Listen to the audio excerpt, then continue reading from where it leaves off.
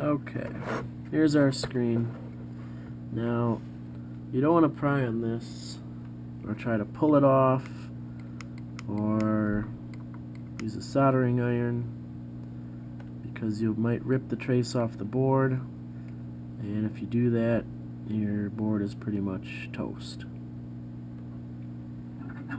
So, the easiest way to do this is with a SMD rework station or a hot air solder gun. It's basically just a soldering element with a pump, and it blows really hot air. So you can pull the screen up like this and then start on one side, and then basically you're just heating these leads and traces until they get very hot, and it'll simply lift right off the circuit board once it gets to the proper temperature. You can see it's starting to lift here.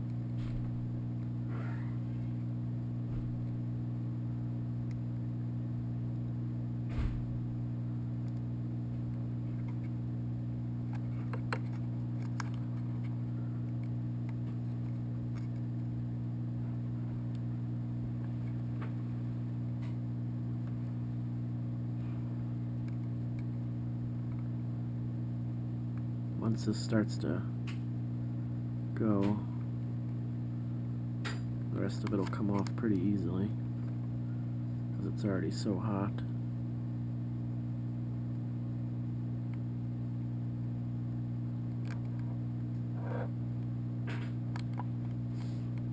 There, done. Okay, here we have the LCD placed on the housing. Don't forget to take off the plastic on the back side. We have our ribbon here lined up with the traces on the board, and you'll see that they line up because you won't have any silver in between them. If you're a little bit off to the left or right, it'll kind of just like look like one bar of metal or silver color. I like to just start on one side and kind of gently paint each of these leads here, just slowly up and down, and this is just to initially secure the ribbon to the circuit board.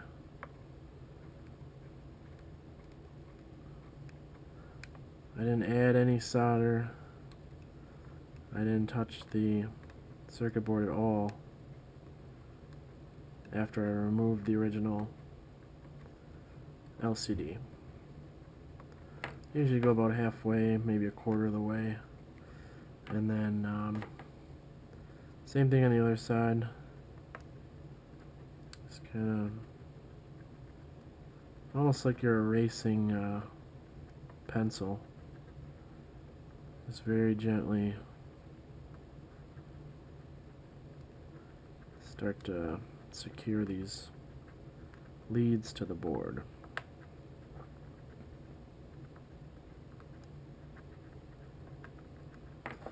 Alright, once that's done, your LCD is pretty much secured. So now I like to use the thinnest stuff you can get. This is 0.015 silver bearing solder from Radio Shack. Thinner the better. I mean, you can't use anything thick, otherwise you might mess up your install. So again, you heat up the trace and then add the solder and paint it, and then you're done with that trace. Make sure to clean off the tip of your iron every time, or every other time, just so you don't accumulate solder on there. And same thing for every other lead. Heat up the lead, add solder. Heat up the lead, add solder. Sometimes you don't even need to add solder because there's enough on the iron from the last one. So for instance, this one, I mean, there's enough to do two traces here.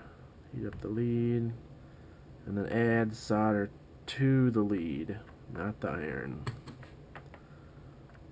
Okay, and just kind of paint it again, spread it out. Heat the lead, add solder. Heat the lead, add solder.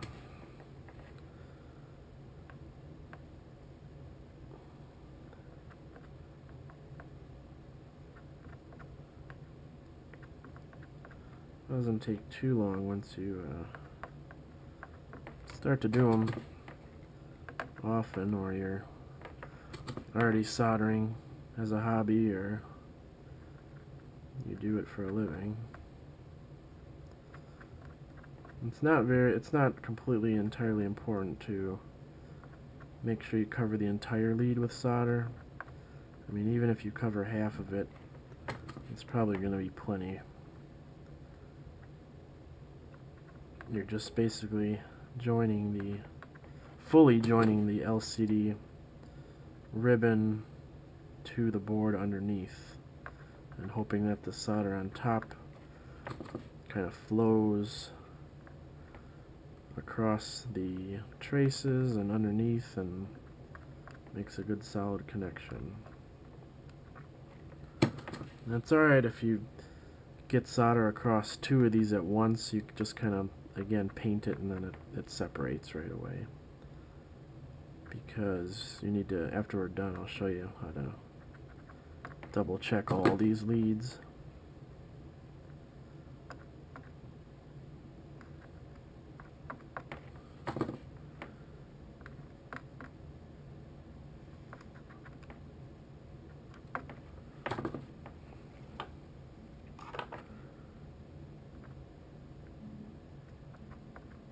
Don't spend too much time heating it up, because you might start to damage some components or melt your ribbon cable.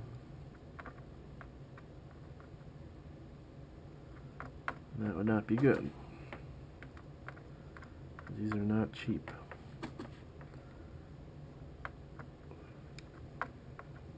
Here you can see, you probably can't see on there, but that last one was kind of joined with the prior trace, so I just swiped it with a dry soldering iron and they separated.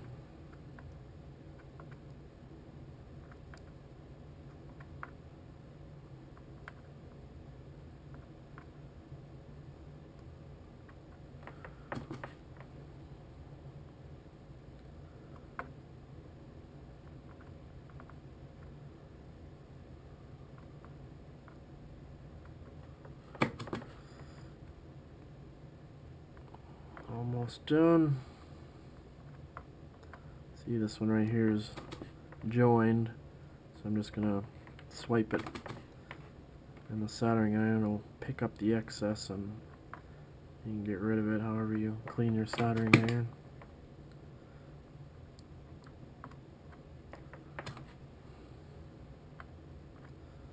Okay, we're done. Now, plugging it in now would probably be a bad idea.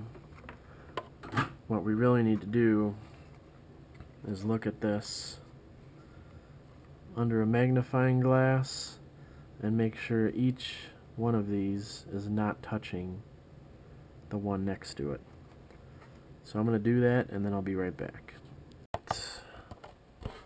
Okay, so I've looked at all these under a microscope or magnifying glass, and I ensured that they were each individually soldered to the board and there was no solder jumping the leads or connected. So these are individually soldered. There's no mess.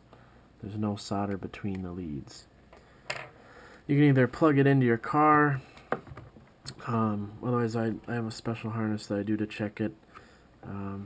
So we'll basically turn it on, verify that the screen works, and turn it off quick because the buzzer is very loud.